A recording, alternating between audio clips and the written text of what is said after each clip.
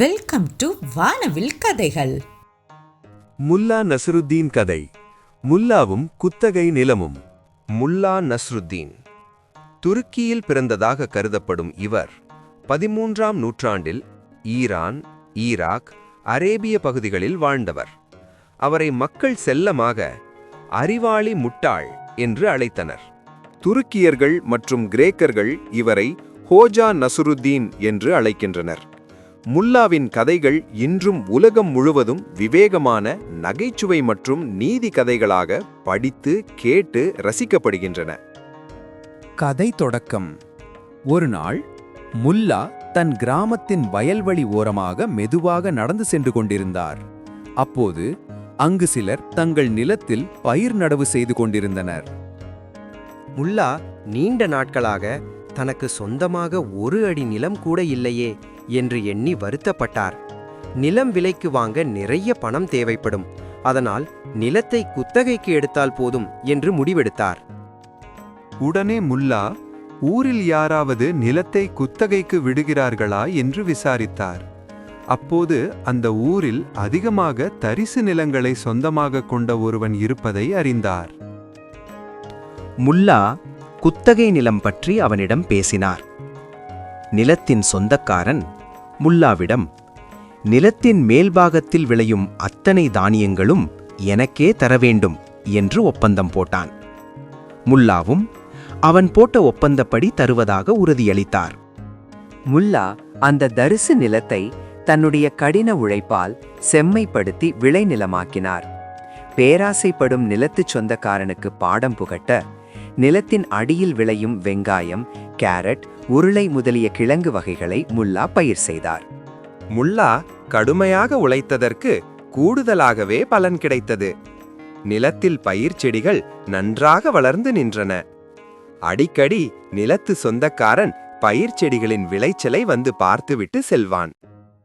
ஒரு நாள் அவன் வரும்போது முல்லா நிலத்துக்கு அடியில் விளைந்த வெங்காயம், காரட், உருளை முதலிய கிழங்கு வகைகளை தோண்டி எடுத்து அவைகளை கூடைகளில் நிரப்பிக் கொண்டிருந்தார். அதை பார்த்துவிட்டு நாளை நம் பங்கு விளைச்சலை கேட்க வேண்டும் என்று முடிவு செய்தான். மறுநாள் நிலத்து சொந்தக்காரன் முல்லாவை பார்த்து வேகமாக வந்து கொண்டிருந்தான்.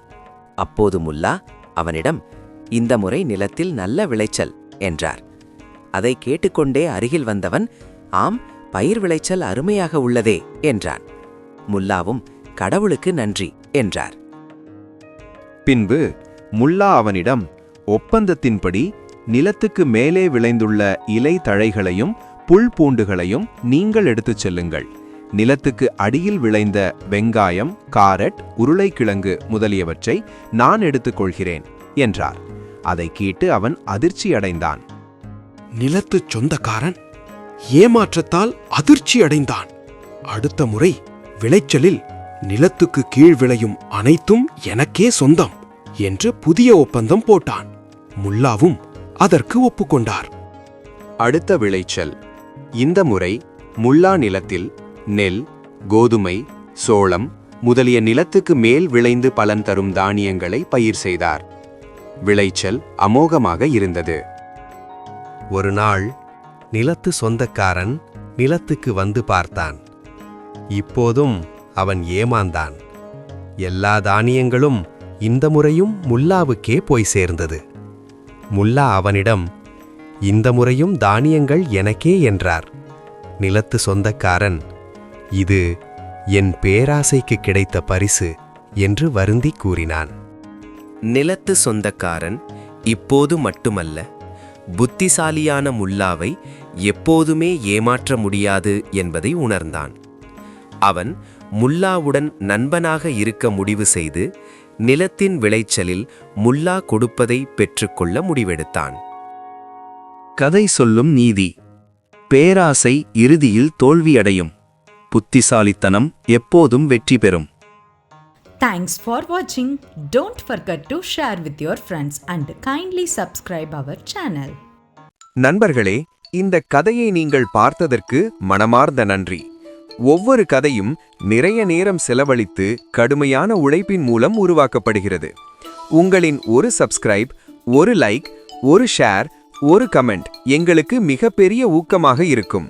உங்கள் ஆதரவே இந்த கதைகளை தொடர்ந்து உருவாக்கும் சக்தி.